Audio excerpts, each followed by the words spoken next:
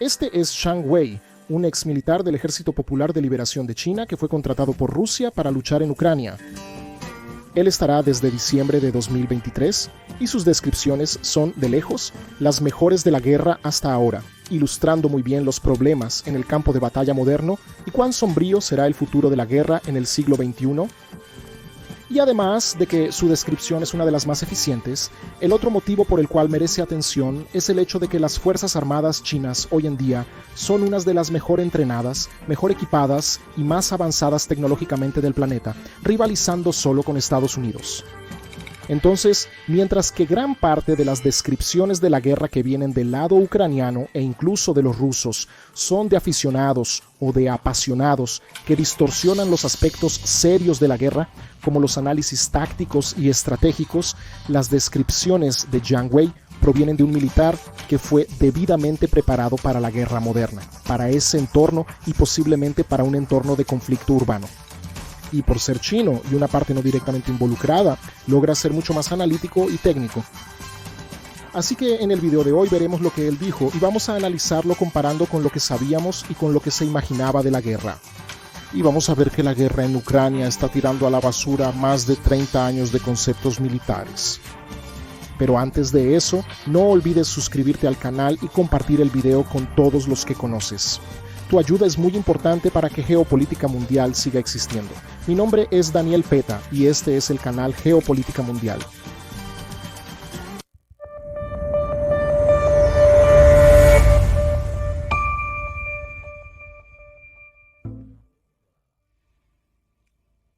Estoy casi totalmente recuperado. No evacúo desde hace unas 2 semanas. Después de regresar, comí mucha mantequilla y otros alimentos que son saludables para la digestión, pero todavía sigo con sangre. Hace más de 10 días, desde el momento en que llegué a casa hasta ahora, solo he ido al baño una vez. Desde hace 2 días tengo hambre. La digestión todavía no está bien. El primer equipo tiene 12 personas y 2 equipos de combate. En realidad se puede dividir en 4 equipos de combate. Pero fue la primera vez que fuimos a la guerra de fuego como una fuerza de apoyo veterana. Los nuevos reclutas, te digo, la tasa de mortalidad era tal que desde el momento en que entrabas al campo de batalla hasta morir, en promedio solo tomaba de 8 a 10 horas, así de rápido. Luchamos por al menos un mes, porque muchos cuartos tenían cadáveres. Y en los videos que publiqué, todos los cuartos tenían cadáveres. El olor era terrible. Casi todos los sótanos tenían gente muriendo, de ambos bandos. Solo el negrito, un ruso y yo regresamos y un tipo de Nepal que fue alcanzado por 4 esquirlas.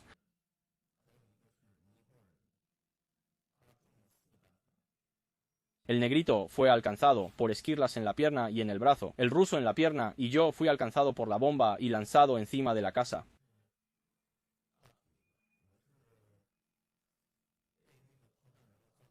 La mitad de mi cuerpo quedó clavada.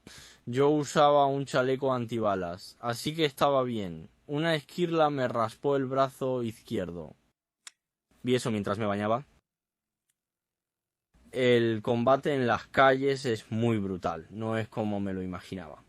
El segundo equipo de combate entró y sufrió una alta tasa de mortalidad. Muchos murieron. En el antiguo campamento vivían 2 indios de Ponderp. Ellos fueron a prestar apoyo. Hasta ahora otras tropas se quedaron y no regresaron. Me enviaron un mensaje diciendo que todavía están ahí. Si Luca recibe buenos cuidados médicos, podrá salvar la pierna. De lo contrario, tendrá que sufrir una amputación de la pierna.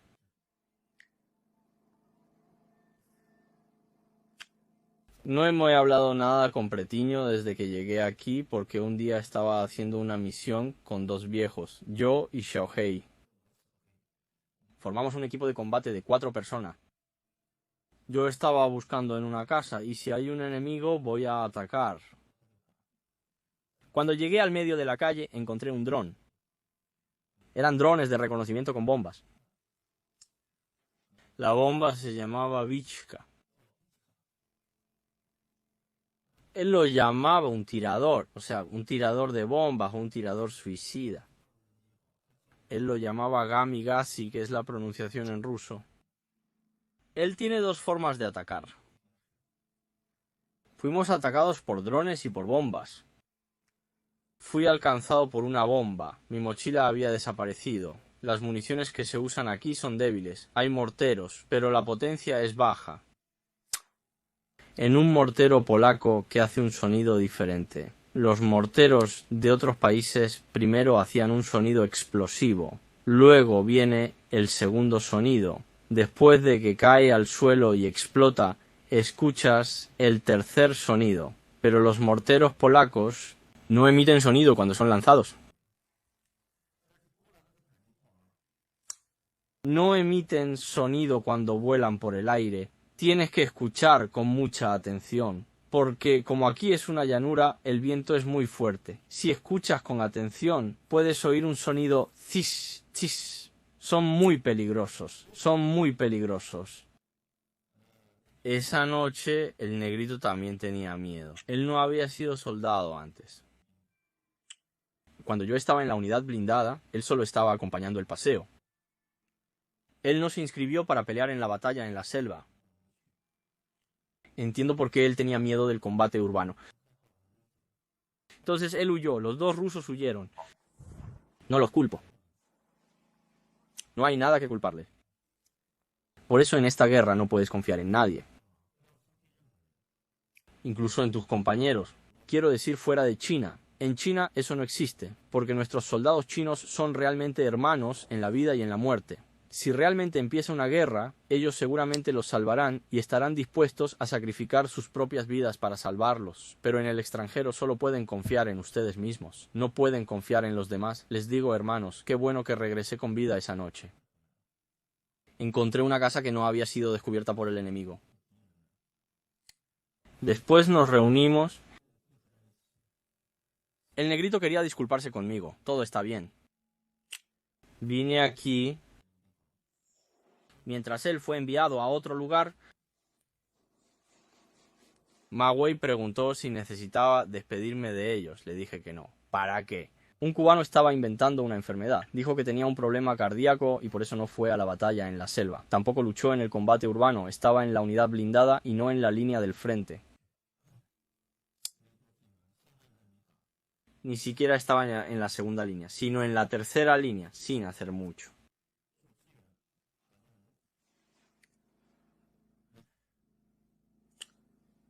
Ya no sé qué más decir. Ah, sí. Antes de que partiéramos, el negrito preparó un guiso de carne.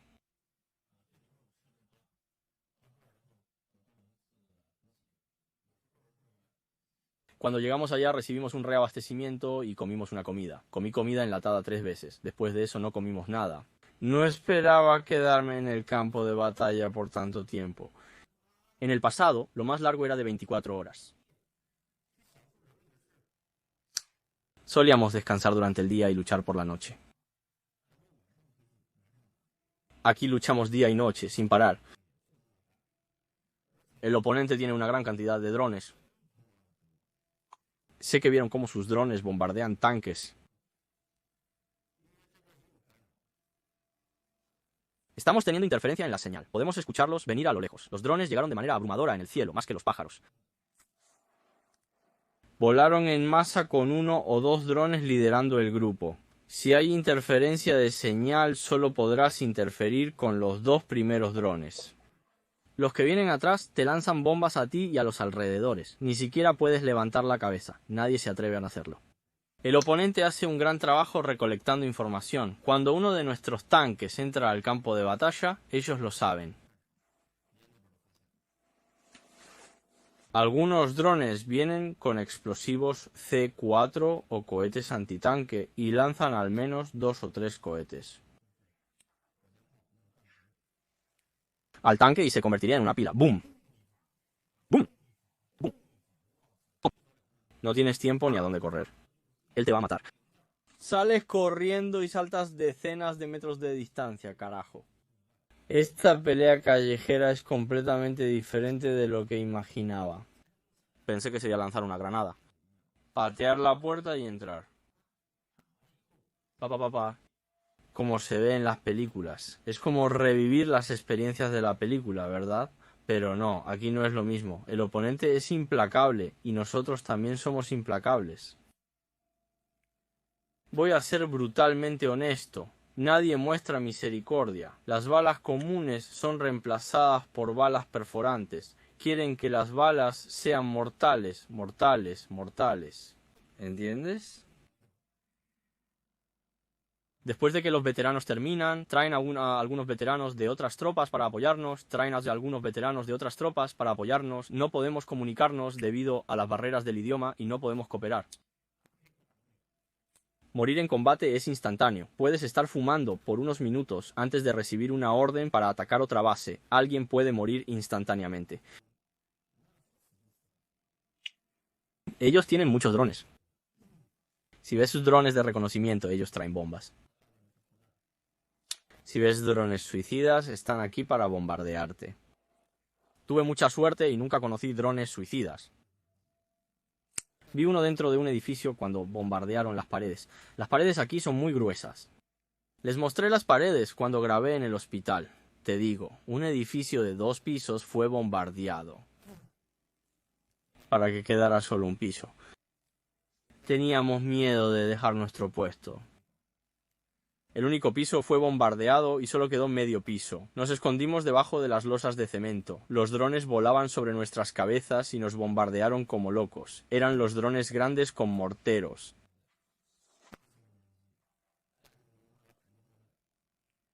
Durante el día eran los drones suicidas más pequeños los que atacaban las ventanas. No tienes dónde esconderte.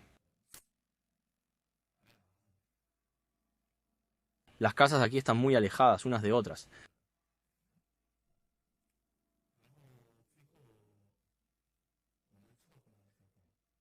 Después de evacuar al final y reagruparnos con veteranos de otras tropas, atacamos 2 fortalezas con cortavientos cerca de ellas.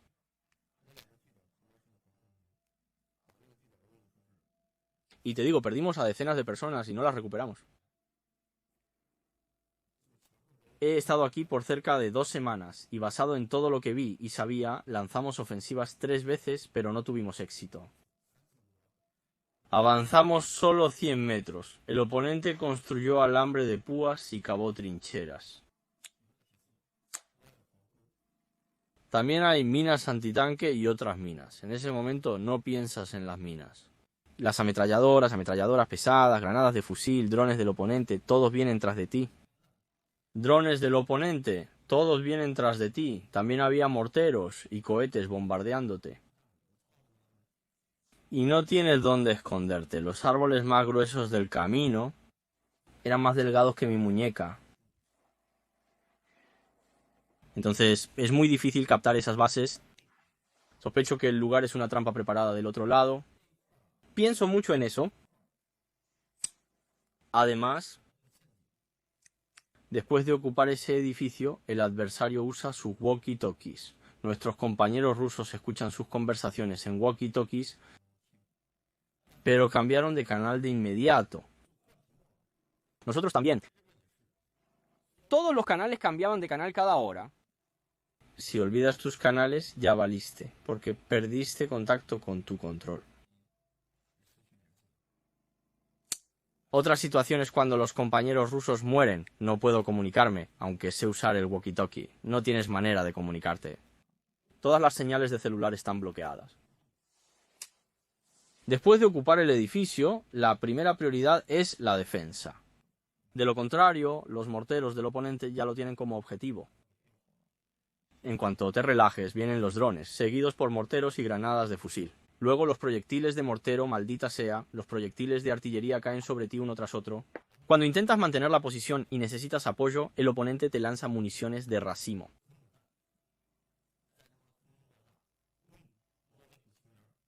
Explotan en el aire con una bocanada de humo. En 2 segundos explotan por todas partes en un área grande. No son letales para los blindados, pero son mortales para las personas. Si pisas uno, que así sea, porque tus enemigos no te dan tiempo para pensar. Hay cadáveres en el camino.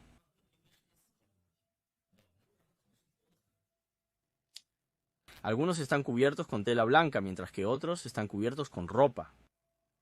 Ellos son nuestros soldados. La gente pregunta por qué todos usamos un brazalete blanco. Porque la bandera nacional rusa tiene blanco, azul y rojo, así que usamos brazaletes blancos. El color es auspicioso y es como ir a funerales en China. Sentí un poco de repulsión. Pregunté por qué no usamos rojo. La respuesta fue que algunas otras tropas usaban rojo y nosotros usamos blanco. Por orden de nuestro superior. ¿Y cuál fue la orden? Mata a todos los que no lleven un brazalete blanco a la vista de nuestros ojos. Acaba con todos ellos. Así que hay algunos aspectos a nivel estratégico que podemos extraer de este video. Hasta porque, si estos relatos son pesados y tensos, recuerda que son relatos del lado que está ganando la guerra. Pero lo que realmente nos importa son esas consideraciones clave, esas consideraciones estratégicas que él presenta. La primera es el factor dron, que él menciona varias veces en el video. Los drones han obligado a las Fuerzas Armadas a cambiar toda la doctrina militar que existía hasta entonces. Porque a lo largo de la Guerra Fría, la doctrina principal de prácticamente todas las Fuerzas Armadas del mundo, si no todas, al menos la gran mayoría, se enfocaba en los llamados conflictos simétricos, o sea, de Estado contra Estado, fuerzas gubernamentales contra otras fuerzas gubernamentales. Los detalles de cómo librar una guerra variaban, como el estándar de fuerzas combinadas de la OTAN o el estándar soviético de operaciones conjuntas a gran escala.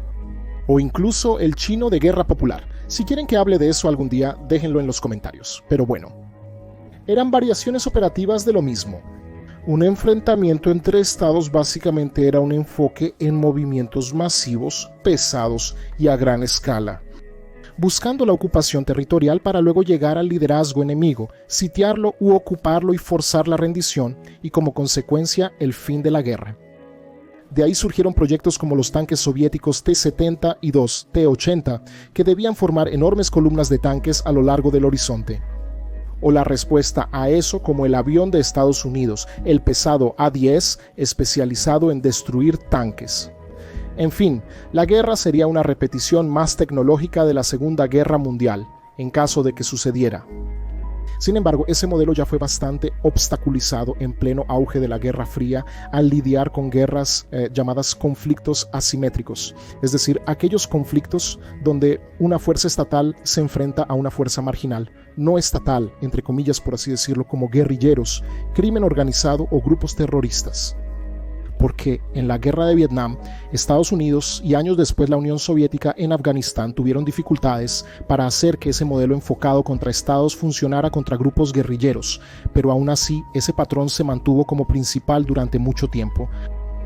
Pero después del 11 de septiembre y aquella euforia de la globalización de principios de los años 2000, que trajo una serie de discursos como el debilitamiento de los estados, el fin de las fronteras y cosas así, que de alguna manera profetizaban que en realidad nunca más habría guerras entre estados, y que el enfoque debería ser entonces en lidiar con esas fuerzas asimétricas, sobre todo por causa de la guerra contra el terrorismo después del 11 de septiembre.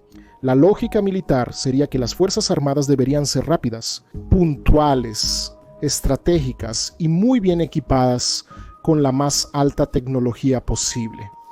El enfoque ya no era la fuerza bruta o la ocupación del territorio, sino neutralizar de forma, digamos, de acupuntura a los líderes de células enemigas. Y bueno, si vas a poner más tecnología, tienes más costo.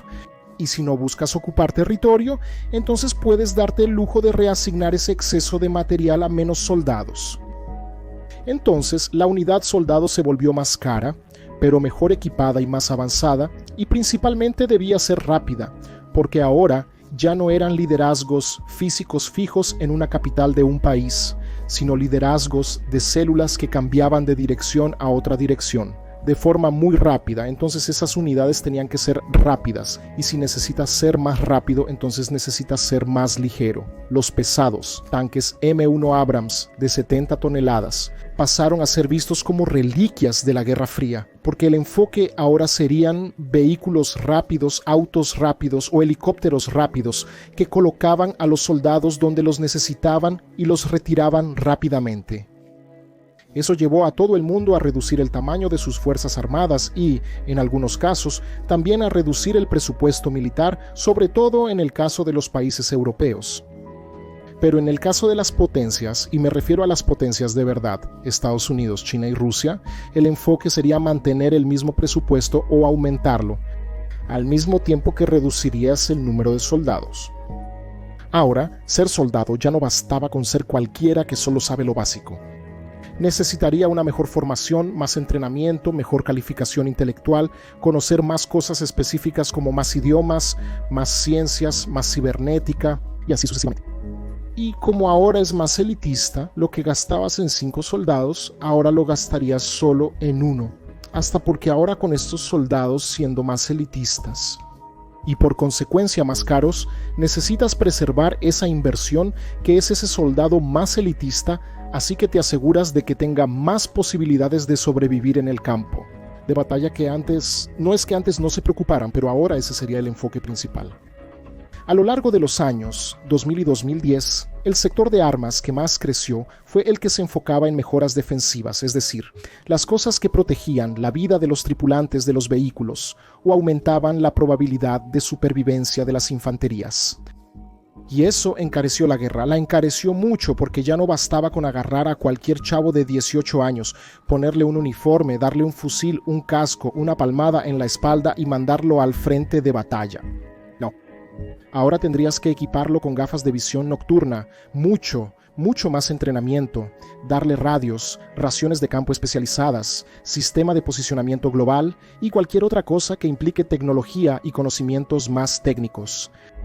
Y está bien, es más caro, pero en lugar de gastar cientos de miles de millones con 2 o 3 millones de soldados, mantienes ese costo, pero gastando con 700 u 800 mil soldados, por ejemplo. Y eso dio un resultado relativamente bueno, porque básicamente permitió congelar el presupuesto militar en algunos países, incluso disminuirlo, pero aún así alcanzando los objetivos militares. Pero entonces llegó 2022, que fue la guerra en Ucrania. Nadie realmente esperaba que eso fuera a suceder, había sospechas, pero en realidad nadie las tenía de verdad. Y ahora ese equipo ligero para tropas ligeras ya no iba a enfrentarse a pastores semianalfabetas que solo usaban una túnica y un fusil de 50 años. No. Ahora ellos iban a enfrentarse a fuego de artillería, soldados entrenados y equipados, fuego aéreo de helicópteros de ataque y aviones, blindados, tanques y así sucesivamente. Tanto los rusos como los ucranianos se quebraron. Ahora el enfoque volvía a ser el dominio territorial. Y bueno, Ucrania es un país enorme, muy grande. Y con solo 200,000 soldados no puedes hacer nada. Entonces, de nuevo, ambos lados se dieron contra la pared y vieron a sus tropas más elitistas ser destrozadas en el primer año de la guerra. Pero aquí comenzó la adaptación. Los rusos entonces se enfocaron en lo básico, el estándar de la Guerra Fría de la Unión Soviética, que es una gran cantidad de vehículos producidos rápidamente y barato, porque si le pones muchas cosas tecnológicas se vuelve más caro y tarda más en producirse. Entonces la idea sería la saturación, producir rápido y en grandes cantidades. Y también una gran cantidad de infantería para ocupar el terreno, aunque eso signifique soldados menos bien entrenados y que solo tengan el equipo básico.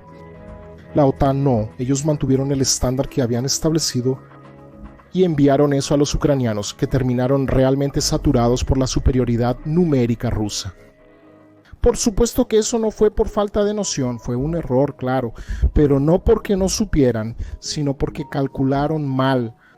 Occidente básicamente creyó que la diferencia tecnológica de su equipo sería más que suficiente para que los ucranianos pudieran diluir la inferioridad numérica con respecto a los rusos. Y bueno, eso no funcionó. No fue algo así como un tanque alemán contra 10 tanques rusos como se imaginaba, básicamente quedó en 1 contra 1, y entonces surgió el gran problema, los drones. Porque aquí los drones, que hasta entonces eran vistos como armas relacionadas con guerrilleros que usaban ese armamento improvisado, con excepción, claro, de esos grandes drones caros de la Fuerza Aérea de Estados Unidos, empezaron literalmente a cazar los vehículos carísimos de ambos lados y a hacer un verdadero infierno en la psicología de las infanterías. Y para lidiar con los drones, ni los rusos ni los ucranianos tenían experiencia ni entrenamiento. De hecho, nadie en el mundo tiene. Por eso, todo lo que se sabe sobre la guerra con drones se está aprendiendo a la fuerza, en la práctica, allá en Ucrania. Y puedes notar en sus palabras cómo el mayor impacto de los drones es principalmente el aspecto psicológico. Los drones no descansan, son difíciles de ver y si usas un arma antidrones en uno, entonces aparece otro dron detrás. Entran por las ventanas, esquivan, detectan los vehículos grandes que están trayendo municiones o apoyo y así sucesivamente. Son un verdadero desastre para enfrentar. Pero tenemos el segundo punto que también es importante, que es el factor urbano. Y aquí, si sigues el canal, sabes que ya mencioné que el teatro urbano es el peor que existe. Cada ventana, puerta, rendija, callejón, agujero en la pared y así sucesivamente puede tener algún tirador potencial, como él mismo menciona. Olvida las escenas de películas con un soldado pateando la puerta, otro lanzando una granada de luz o una granada convencional y luego entrando y ejecutando a los que están adentro. Eso funcionó en Irak porque el número de soldados estadounidenses era muy alto para lidiar con células insurgentes de tamaño pequeño, incluso con combatientes mal equipados y poco entrenados. Y la diferencia de equipamiento era muy grande a favor de los estadounidenses, claro. Entonces, aislabas una cuadra, entrabas con los equipos de asalto, siempre tratando de tener una ventaja numérica de al menos 3-1, al menos cuando era posible, usando información que ya había sido bastante analizada durante días por oficiales de inteligencia. Entrabas al departamento y tenías que lidiar, como mucho, con 4 o 5 combatientes vastamente peor equipados que tú. Por la forma en que lo digo, hasta parece fácil, pero no lo es. Eso, incluso con toda esa ventaja, ya era una pesadilla, porque podía ser una trampa, podía haber información errónea de inteligencia, los combates cercanos a corta distancia en general anulan parcialmente la ventaja de la protección individual de los soldados y así sucesivamente. Pero si ya era malo en ese ambiente, en Ucrania es aún peor, porque no tienes cómo aislar manzanas enteras, no tienes inteligencia que te dé información de dónde está el enemigo, cuántos son y cómo están equipados. El nivel de equipamiento de ambos lados es prácticamente igual. Un lado puede pedir refuerzos y si antes eras el cazador, rápidamente puedes convertirte en la presa. Y si logras hacer todo bien y ocupar el inmueble, el otro lado ahora sabe que estás ahí y va a pedir fuego de artillería justamente en esa posición. Para los rusos eso no es mucha novedad, ya habían sufrido horrores con eso en la guerra de Chechenia allá en los años 90, así que por eso estaban más o menos un poco mejor preparados. Pero en el fondo no hay manera de prepararse demasiado para el teatro urbano, es una pesadilla en sí mismo. Entonces hicieron de todo en esta guerra para evitar entrar en las ciudades. Solo entran cuando son muy importantes, cuando no hay opción o cuando esas ciudades tienen un alto valor estratégico que hará la diferencia en la guerra. De lo contrario, la orden es sitiar y aislar la ciudad y luego bombardearla, pero evitar al máximo entrar siempre que sea posible. Entonces, mira, estamos hablando de cómo los drones cambiaron toda la operatividad militar, así que en los próximos años se espera ver cada vez más drones asesinos. Y las ciudades, como ya se había dicho antes, incluso antes de que comenzara la guerra, las ciudades se están convirtiendo en verdaderos cementerios para las fuerzas de combate. De hecho, cuanto más grande es la ciudad, peor. Principalmente si estamos hablando de megaciudades que hasta ahora, vale la pena recordar, hasta ahora en la historia de la humanidad todavía no hemos tenido en una guerra. Una gran batalla en una megaciudad, que son esas ciudades que tienen más de 5 millones de personas, entonces todavía no hay mucho que se pueda hacer al respecto. De hecho, las megaciudades se están convirtiendo en una carga incluso para las fuerzas de seguridad de su propio país. Y basado en este contexto, podemos sacar algunas indicaciones de cómo probablemente serán los próximos conflictos. Si Israel entra en Líbano, va a ser devastador para los israelíes. Hezbolá probablemente va a ganar. En el Cáucaso, Azerbaiyán va a destripar a los armenios con drones si los armenios no reciben una gran cantidad de equipo especializado en drones. Y en China con Taiwán, los drones y la inteligencia artificial serán fundamentales, sobre todo porque aquí tengo que resaltar una diferencia muy importante. En Taiwán, si llega a ocurrir un conflicto, será muy diferente a lo de Ucrania. Será una guerra naval, así que será más tecnológica. La calidad de los combatientes involucrados tendrá que ser necesariamente mejor. Que el personal del ejército no se enoje conmigo, pero es en la Marina donde tenemos la élite intelectual de las Fuerzas Armadas de un país. Y una guerra en Taiwán va a involucrar justamente a la parte más calificada de las Fuerzas Armadas chinas. Y si Estados Unidos entra la parte más calificada de los combatientes estadounidenses, entonces será un conflicto más elitista. Ucrania está haciendo una guerra, digamos, más popular, más sucia, a pesar de los drones todavía arcaica. Pero si tenemos una guerra en Taiwán, será elitista, sanitaria, más elitista, más tecnológica. De cualquier manera, tenemos que esperar que termine pronto y que no comiencen más guerras, lo cual soy escéptico en ambos casos, porque la guerra del siglo XXI será aún más mortal que las guerras del siglo XX. Gracias a todos, espero que les haya gustado.